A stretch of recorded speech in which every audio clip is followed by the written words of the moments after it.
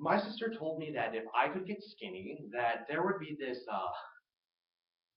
possibility of getting a hand job from her friends in the jazz dancing club, a blow job even. Hell, I guess all of the jobs in the world really. But it was only fair, she said, that her friends had brothers and she'd already done her part. Oh, regardless of what my sister told me, everybody waited for me to get skinny. My father said that it could be any day now, and my mother said that if I got skinny, it would improve my moods. And she also promised me that if I got skinny, that she would buy me a new wardrobe, so the Catholic kids down the block would stop making fun of me.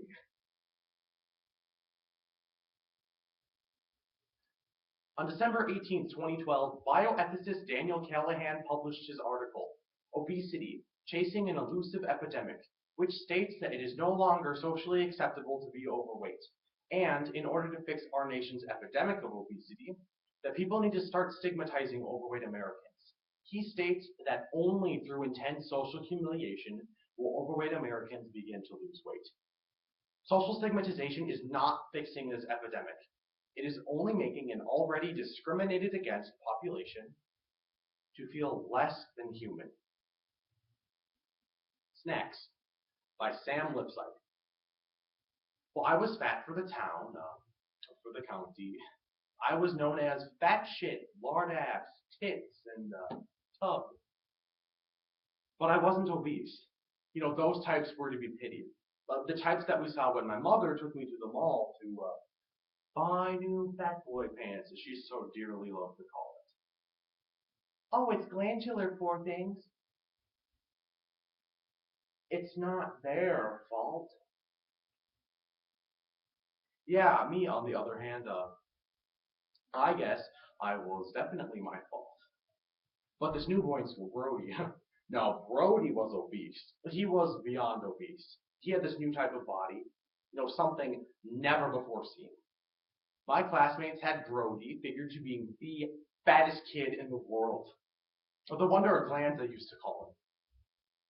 Brody was so fat that if he dropped a ball in gym class, he couldn't pick it up himself.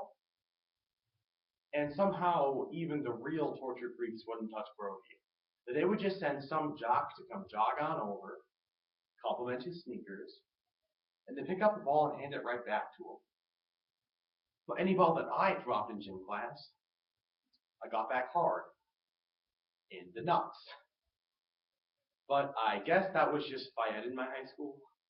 The coaches here, the cruel and unperverted ones, the ones least known for copping feels, well, they put me into this.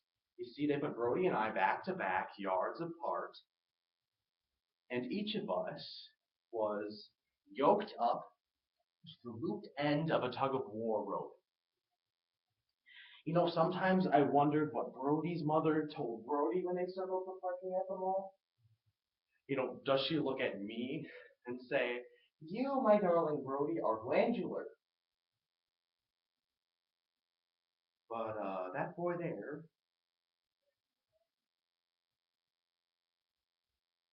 he's just weak. There were hundreds of kids in the bleachers by now, and they'd cut lunch and free periods to attend, and they were chanting for him, chanting for Brody.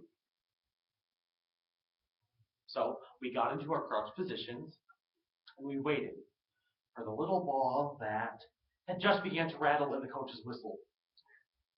And now I knew that the next thing that I would hear would be Brody crashing to the ground, you know,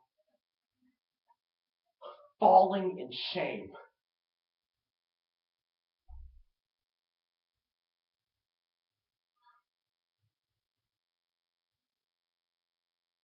It took all of the coaches to carry Brody back to the nurse's station. When my classmates saw Brody in the hallway, they whispered glandular. And they felt sorry for him. Brody was out for a week. I waited days to be treated like a hero, but no dice. I I was a dick. I heard a huge price.